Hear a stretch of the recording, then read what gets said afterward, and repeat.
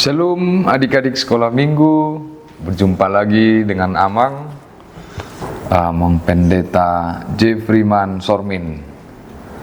Untuk hari ini kita akan mendengarkan firman Tuhan. Mari sebelum kita dengarkan firman Tuhan, kita berdoa. Allah Bapa yang bertata dalam kerajaan surga, terima kasih Tuhan, Engkau selalu menyertai perjalanan hidup kami. Hari ini kami akan mendengarkan firman-Mu. Bukanlah hati dan pikiran kami. Di dalam Kristus Yesus kami berdoa. Amin. Adik-adik sekolah minggu, firman Tuhan untuk kita pada hari ini, atau tepatnya untuk hari Minggu tanggal 31 Mei 2025, tertulis di Matius 3 ayat 13 sampai 17. Amang akan bacakan untuk kita, dengarkan ya, ini firman Tuhan. Maka datanglah Yesus dari Galilea ke Yordan kepada Yohanes untuk dibaptis olehnya. Tetapi Yohanes mencegah dia. Katanya, "Akulah yang perlu dibaptis olehmu, dan engkau yang datang kepadaku?" Lalu kata Yesus menjawab, katanya kepadanya, "Biarlah hal itu terjadi, karena demikianlah sepatutnya kita menggenapkan seluruh kehendak Allah." Dan Yohanes pun menurutinya. Sesudah dibaptis, Yesus segera keluar dari air, dan pada waktu itu juga langit terbuka, dan ia melihat Roh Allah seperti burung merpati turun ke atasnya. Lalu terdengarlah suara dari surga yang mengatakan, "Inilah anakku yang kukasihi, kepadanya lah aku berkenan." Demikian firman Tuhan. Adik-adik sekolah minggu, kita sudah mendengarkan firman Tuhan yang menceritakan kepada kita kisah tentang Yesus dibaptis. Adik-adik sudah pada dibaptis belum? Adakah yang belum dibaptis? Coba ditanya orang tuanya, "Mak, Pak, aku sudah dibaptis belum?" Nah, karena Yesus memberikan teladan kepada kita. Karena Yesus yang kita ikuti, Yesus yang kita imani juga dibaptis, maka kita pun yang percaya kepada Yesus harus dibaptis. Nah, jadi ditanya nanti sama orang tuanya, kalau ada yang belum dibaptis, maka katakan kepada orang tuanya, "Mak, aku harus dibaptis. Daftarin aku ke gereja supaya dibaptis." Nah, tetapi adik-adik, apa sih itu dibaptis? Kenapa kita harus dibaptis? Nah, baptis itu artinya diselamkan, ditenggelamkan, dibersihkan, dicuci. Nah, tentu kalau kita ingin mencuci sesuatu atau menenggelamkan sesuatu ke air, itu berarti tandanya kita mau ngapain? Tentu mau membersihkan sesuatu itu. Contoh, kalau ada piring kotor di rumah, gelas kotor di rumah, kita pasti akan mencucinya dengan air. Tujuannya supaya apa? Supaya menjadi bersih kembali. Nah, demikianlah adik-adik tentang baptis. Baptisan itu merupakan suatu iman kepercayaan yang kita lakukan supaya kita menjadi bersih, kudus kembali dari dosa-dosa kita. Nah, jadi kalau adik-adik sudah dibaptis, berarti adik-adik sudah dibersihkan oleh Kristus Yesus, sudah dibersihkan oleh Tuhan dari semua dosa-dosa, sehingga jangan berbuat dosa lagi.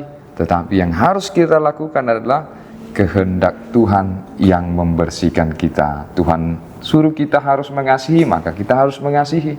Tuhan suruh kita harus melakukan kebaikan, maka kita harus juga melakukan kebaikan. Itu adalah hidup orang yang sudah dibaptis. Nah, tapi adik-adik, Yesus kan Tuhan. Kenapa dia dibaptis? Nah, di sini kita harus mengerti.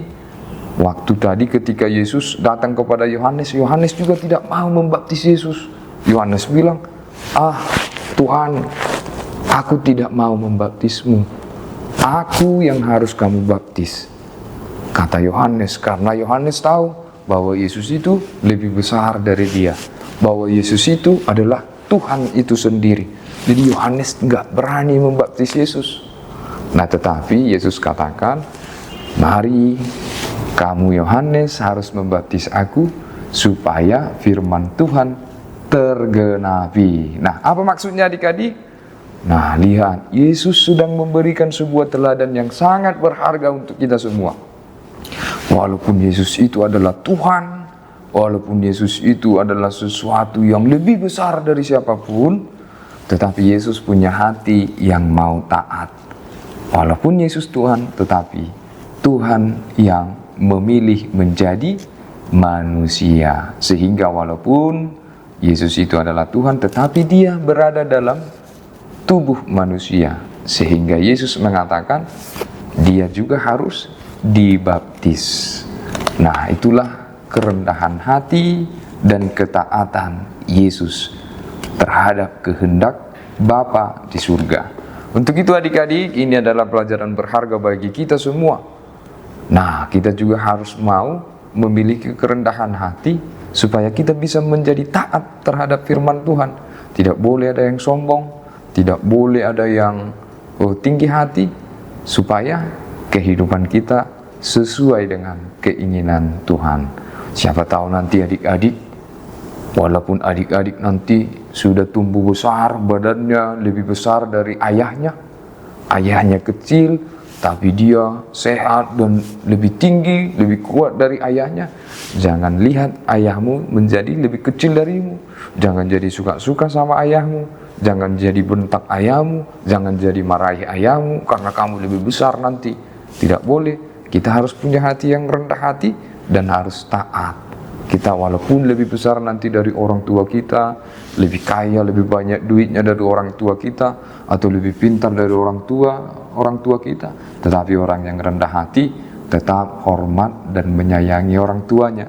Begitu juga dimanapun, di sekolah. Siapa tahu di sekolah kita lebih pintar dari teman kita, nggak boleh jadi kita mengejek teman kita, nggak boleh kita jadi sombong, tidak mau mendengarkan guru kita karena kita merasa lebih pintar, sudah bisa ngerjain soalnya semuanya, sudah bisa jawab pertanyaannya semuanya. Tiba-tiba guru kita mengajar kita tidak dengar lagi, tidak boleh.